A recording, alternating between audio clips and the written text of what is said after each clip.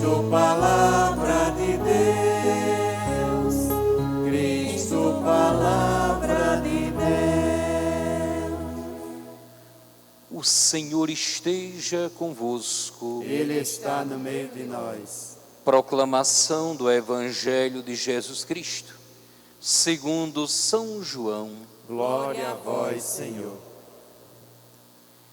Estava próxima a Páscoa dos judeus e Jesus subiu a Jerusalém. No templo, encontrou os vendedores de bois, ovelhas e pombas e os cambistas que estavam aí sentados. Fez então um chicote de cordas e expulsou todos do templo, junto com as ovelhas e os bois. Espalhou as moedas e derrubou as mesas dos cambistas. E disse aos que vendiam pombas: tirai isso daqui, não façais da casa de meu pai uma casa de comércio. Seus discípulos lembraram-se mais tarde que a Escritura diz: o zelo por tua casa me consumirá. Então os judeus perguntaram a Jesus: que sinal nos mostras para agir assim?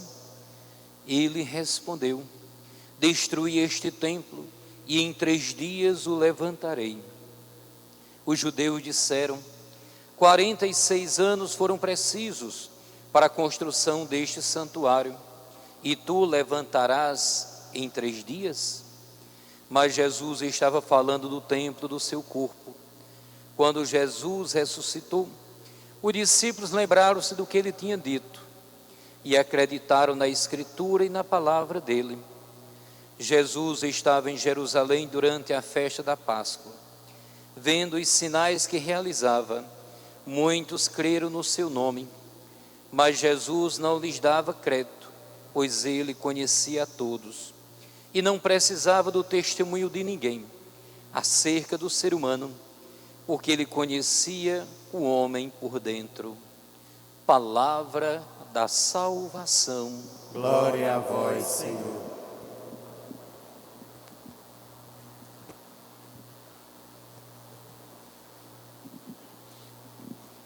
Queridos irmãos e irmãs, todos que nos ouvem, nos assistem, graças aos meios que estão à disposição da Igreja. Neste tempo de restrições, nós não podemos ficar parados, a palavra de Deus não pode ficar presa, a Igreja não pode parar. Mesmo quando as portas dos templos estão fechadas, devemos chegar a todos. Como dizia o Papa São João Paulo II, que a palavra deverá ser anunciada de cima dos telhados. Quem sabe um profético anúncio do que seria o futuro com os meios de comunicação. Deus nos presenteou com a sua lei. Como diz o Salmo 18, a lei do Senhor é perfeita. No Antigo Testamento, sobretudo esse texto que ouvimos do Êxodo, Moisés recebe a tábua da lei, e esta lei foi sendo anunciada, foi sendo proclamada. Duas coisas aparecem nesse texto. Primeiro, Deus, o único Deus, o Senhor. Depois, as leis de Deus que foram entregues por Moisés à humanidade. A lei perfeita, a lei da liberdade. As leis, conforme o Antigo Testamento, não são apenas decretos, normativas. A lei é para que a vida seja respeitada. a liberdade dos filhos e filhas de Deus, a consagração do dia do Senhor, a observância das leis. Se olharmos passo a passo, cada mandamento fala do respeito, do cuidado para com a pessoa do próximo. Seja o cuidado com o pai, a mãe, o cuidado na relação com os bens uns dos outros, a superação da cobiça, do orgulho, do egoísmo, a superação da escravidão. Tudo isso está contido na lei de Deus. A lei de Deus não é simplesmente uma matéria religiosa, mas é também uma matéria de cunho social, que quer corrigir e às vezes restaurar a dignidade da pessoa humana. No Evangelho de hoje, nós temos esta figura belíssima do Templo de Jerusalém, visitado por Jesus. Como era o costume antes da Páscoa, a multidão se dirigia ao Templo de Jerusalém para fazer suas ofertas, para agradecer a Deus, para pedir a Deus, para oferecer seus sacrifícios. Numa dessas viagens que Jesus foi, se surpreendeu com o templo sendo usado inadequadamente. Eu gostaria de lembrar, primeiro, que o templo é lugar de encontro com Deus. O Evangelho diz: esta casa foi transformada em casa de negócios, em comércio. Esta casa é casa de oração. No primeiro momento, nós percebemos a preocupação de Jesus, como deve ser a nossa preocupação também. Temos um cuidado com o templo, temos um cuidado com as nossas capelas, com as nossas igrejas, com a nossa liturgia. Procuramos fazer o melhor possível. Mesmo naquela comunidade mais simples, se podemos usar uma vela melhor, usamos. Na liturgia, se pudermos usar uma veste mais digna, usamos. Por quê? Porque a dignidade, essa visibilidade da beleza na liturgia, expressa o nosso bem-querer a Deus, expressa o nosso cuidado com as coisas de Deus. Por isso nos esforçamos ao máximo para fazer as coisas com dignidade, porque aquele a quem nos dirigimos merece toda a honra, toda a glória. Então, esse primeiro aspecto da queixa de Jesus no Templo de Jerusalém, o cuidado com o templo. O Templo de Jerusalém era um centro de encontro religioso, cultural e, por que não dizer, político, porque o Templo de Jerusalém era um marco, uma realidade central na vida das pessoas que vinham de longe e quase que aproveitavam aquele momento para uma grande conferência dos povos, das pessoas. Certamente, além do interesse religioso, ali também se realizavam outros momentos, outros encontros. Este primeiro ponto sobre a preocupação, o cuidado com o templo, é inquestionável. Porém, nós não podemos ficar somente nesse patamar de reflexão. O templo de Jerusalém era o lugar, a casa de Deus. Era a vitrine da religião judaica.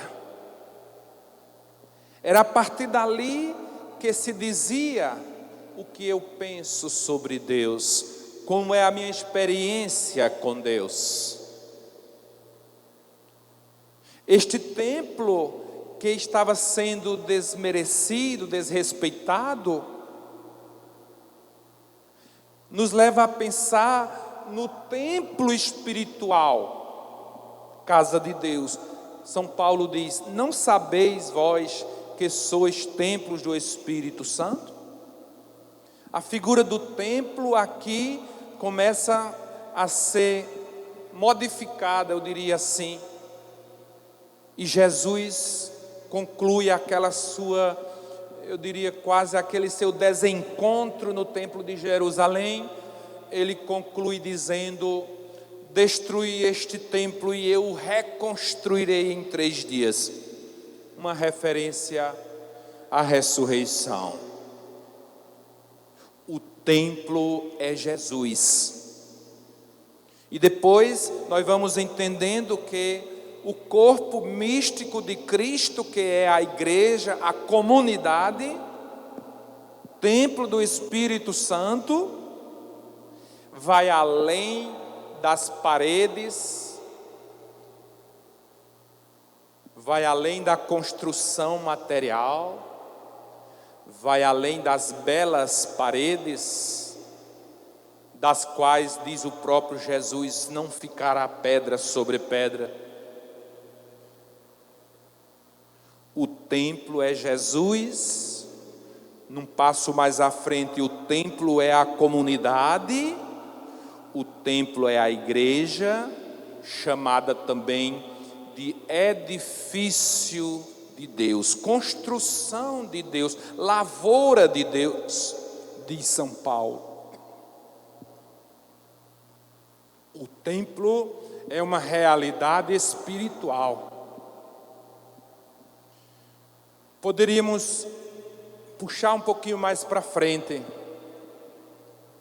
A nossa religião está baseada apenas nas estruturas físicas, ou a nossa religião é um modo de viver, um modo de se relacionar com Deus e com o outro? A religião deve ser algo mais, como diz a palavra religião, religação, religare. A religião deve restaurar o relacionamento nosso, entre nós e com Deus. É tanto que em Jesus a lei se resumiu em 2 mandamentos: amar a Deus e ao próximo. Então, o sentido pleno da religião é exatamente este: estabelecer um encontro com Deus, criando relações fraternas, sem exploração, sem interesses espúrios, sem o egoísmo, sem o individualismo, sem a indiferença em relação ao sofrimento dos outros, superação das guerras, das violências, superação de tudo aquilo que nos, eu diria, desfigura. Domingo passado falávamos de transfiguração. Tudo aquilo que nos desfigura, que torna o corpo de Deus, o templo de Cristo, pálido, anêmico, desfigurado. O templo é cada filho, cada filha de Deus. Estamos vivendo um tempo de muitas mortes causadas pela pandemia da Covid-19. Eu pensava, cada pessoa das 270, parece-me já, mil pessoas mortas que perderam a vida no Brasil. 270 mil catedrais, 270 mil templos, 270 casas, 1000 casas de Deus, 270 mil moradas do Espírito Santo. Aqui há uma espécie de deslocamento da nossa concepção de uma igreja apenas construção, onde eu toco o sino e as pessoas chegam. A igreja é uma realidade que vai mais além, que tem pernas que caminham, tem olhos que veem, mãos que se estendem, que tem um coração que se solidariza. Vamos chamar de templos ambulantes. Talvez a gente possa parecer às vezes que está elogiando a realidade de dor. Não. Estou apenas dizendo que esta realidade de flagelo em que vivemos pode nos provocar uma nova maneira de viver. Falamos tantas vezes de uma igreja em saída, de uma igreja samaritana, de uma igreja que vai, e quantas vezes até nos aborrecemos por repetições, e a realidade está nos chamando a sermos uma igreja diferente. Eu sei que é um grande prejuízo para nós, para as comunidades, para a espiritualidade das pessoas que têm aqueles hábitos e aqueles costumes, exercícios espirituais, de irem às igrejas, de rezar, de ficar a sós com Jesus, nas suas orações profundas. Sentimos falta, mas devemos pensar que tudo isso pode ser transformado num jejum, numa abstinência e num chamamento para uma nova postura na nossa vida. Que o templo possa sair de tudo isso mais bonito, restaurado. O templo, cada um de nós, livres daqueles interesses egoístas, que possamos passar por um check-up espiritual e termos um coração melhor, uma sensibilidade mais aguçada para os sofrimentos da humanidade, um olhar para o templo por excelência, que é cada pessoa, cada filho e filha de Deus. Neste domingo, a palavra de Deus nos chama a esta reflexão. As nossas atenções estão voltadas para que categoria de templo? Lembremos-nos, somos moradas de Deus. Somos templos vivos de Deus. Cada irmão caído à beira da estrada, cada pessoa sofrida nos hospitais, cada irmão e irmã que está sofrendo porque não pode fazer melhor pelos que estão morrendo, médicos, enfermeiros. Quantas vezes assistimos médicos e enfermeiros cansados, chorando por incapacidade, quase como uma impotência diante do sofrimento dos outros. são como sacerdotes e sacerdotisas a serviço do templo, que é o corpo de Cristo, a vida humana. Nesta nova concepção de templo, o sacerdócio é ampliado. Todos que estão a serviço da vida são sacerdotes, sacerdotisas, para que prestemos todos um culto especial a Deus, ao Deus da vida, cuidando da vida. O serviço e o cuidado à vida dos irmãos e irmãs é como uma liturgia, um hino de louvor a Deus. Façamos da nossa vida uma liturgia de louvor a Deus, ao Deus da vida, cuidando do templo que está em cada um de nós. Pelo batismo, nos tornamos estes templos vivos, moradas de Deus. Quero lembrar que amanhã, dia 8, Dia Internacional da Mulher.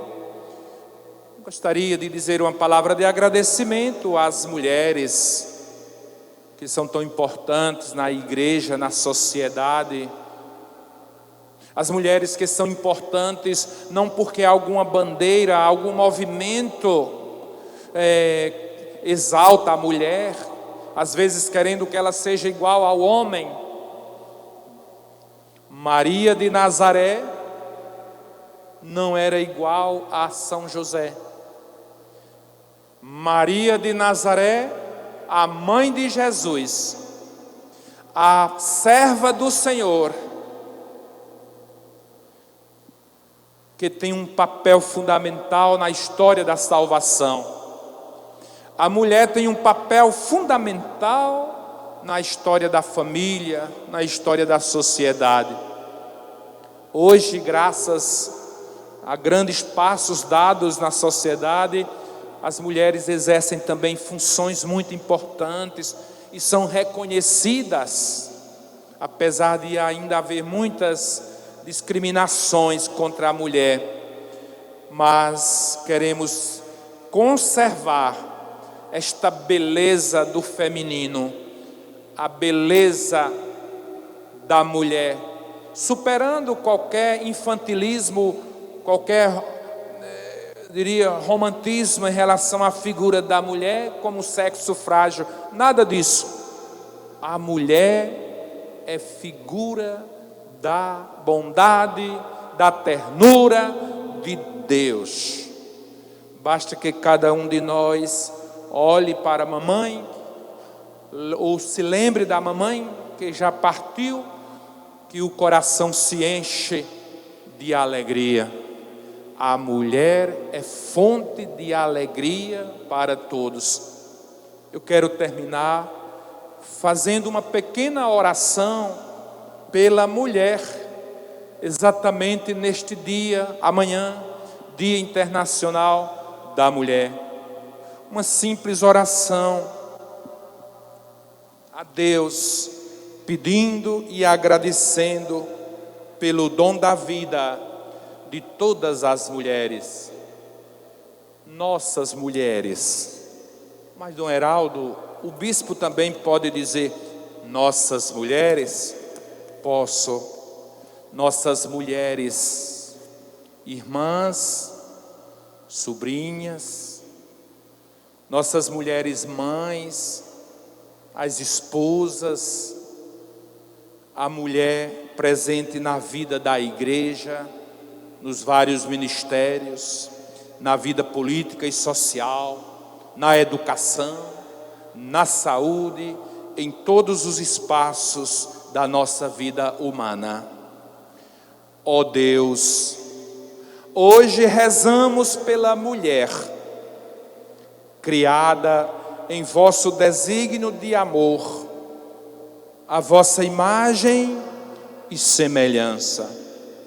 Ela manifesta em seu ser o que vós sois: ternura, beleza, dedicação e amor, vós lhes destes a grande missão de ser mulher, mãe, esposa, religiosa, consagrada, médica, enfermeira, professora, etc.